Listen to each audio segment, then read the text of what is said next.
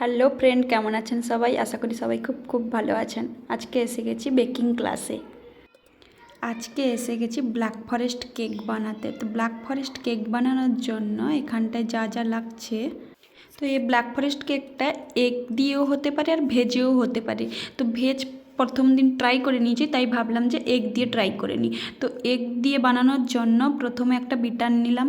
তো ফার্স্টে কি করলাম, এগের যে সাদা অংশটা হয় প্রথমে তাকে নিয়ে নিলাম। তো তাকে বিটার দিয়ে ভালো করে বিট করলাম।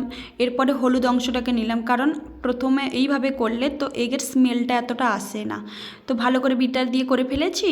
আগে থেকেই কি করেছিলাম, চিনিটাকে ভালো করে মিক্সিতে প্লেন করে রেখেছিলাম। তো চিনি দিয়ে দিলাম, কারণ এটা যেহেতু আমি আধা কেজি হিসেবে বানাচ্ছি, তাই আধা কেজির হিসেবে চিনিও এর হিসেব মতো পরিমাণ মতো হয়।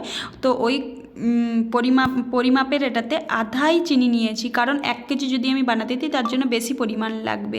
তো চিনিটাকে দিয়ে ভালো করে বিটার করে নিয়েছি। আগে থেকে যে বাটারটাকে গলিয়ে রেখেছিলাম, এবার বাটার নিয়ে নিব 2 চামচ। তো বাটার নিয়ে নেওয়ার পরে আমরা কি করব, একে ভালো করে আবার বিটার করতে থাকব। তো যেভাবে করব, তো ওটা আরও বেশি ফুলে উঠবে। যেহেতু এগ দিয়ে বানাচ্ছি, তাই আগে থেকে ওটা এগের জন্য রেডি করে নিলাম। এবার কি করব, যেহেতু আধা কেজি পরিমাণে বানাচ্ছি, তাই ময়দা নিয়ে নিয়েছি half katori. Cocoa powder mixed করব এর সঙ্গে পরিমাণ মতো, যার যেমন ভালো লাগে। আর সঙ্গে কি হবে, এবার কেকটা স্পঞ্জি হওয়ার জন্য কেকের যে বেকিং সোডা, বেকিং পাউডার পাওয়া যায়, ওইগুলো আনতে হবে, তবে গিয়ে কেক ভালোভাবে স্পঞ্জি হবে। সব কিছু হাফ হাফ স্পুন করে আমরা নিয়ে নিব। একটুখানি নুন মিক্সড করব। এরপরে কি করব, এগুলোকে ভালো করে যেমন চালানিতে রেখেছি ওইখানে ভালো করে চালিয়ে নিব এগুলোকে। তো চালিয়ে নেওয়ার পর কি হয়, পুরো যেগুলো প্লেন আছে ওইগুলো নিচে পড়ে যাবে, আর ওপরের দানা দানাগুলো ওপরে থেকে যাবে। তো আগে থেকে যে এগের জন্য বাটারটা আমরা রেডি করে রেখেছিলাম, ওটাতে অল্প অল্প করে দিব। আর দেওয়ারও কিছু পদ্ধতি আছে, যেমন অল্প অল্প করে দিয়ে এক সাইড দিয়েই এটাকে নাড়াতে হবে। তো তবে দেখতে হবে যাতে বাটারটা ভালোভাবে গাঢ় না হয়ে যায়। অল্প অল্প করে দিলে তারপরে বুঝতে পারবো যে পরিমাণ মতো কতটা দুধও এখানটায় দিতে হবে। আগে থেকে দুধ গরম করে রেখেছিলাম। তো যেহেতু অনেকটাই গাঢ় হয়ে গেছে, তাই এটাতে অল্প পরিমাণ মতো দুধ নিয়েছি। তো অল্প অল্প করে এটাতে ভালো করে মিক্সড করব।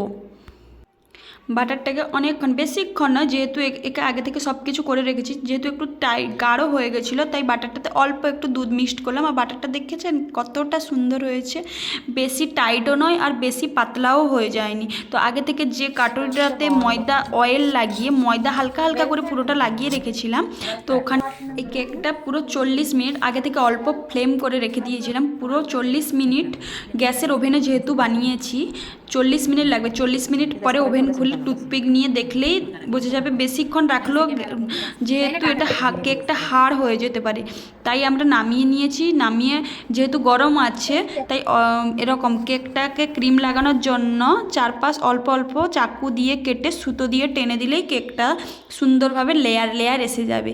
এবার একটা কাটুরিতে চিনি জল করে রেখেছিলাম, লেয়ার কেটে তখন ফার্স্টে চিনি জল দিলাম, তারপরে ক্রিম ভালো করে লাগিয়ে এরকম স্টেপ বাই স্টেপ আমরা পুরোটা তৈরি করে নিয়েছি। তো একটা লেয়ার এরকম করব, ক্রিম লাগাবো, আবার পরের লেয়ারে এরকম চিনি জল করে হালকা হালকা লাগিয়ে দিলে কি হয়, কেকটা ভালো করে ব্রেডটা স্পঞ্জি হয়ে যায়।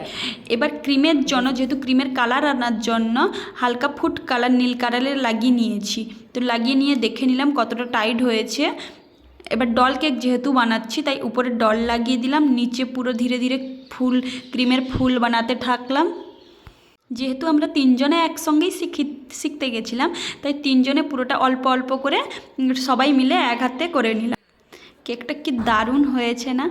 যতটা দেখতে দারুণ হয়েছে, ভেতরে ব্রেডটাও ততটাই খেতে টেস্টি হয়েছে। মান তো দেখে খুব খুশি হয়ে গেছে।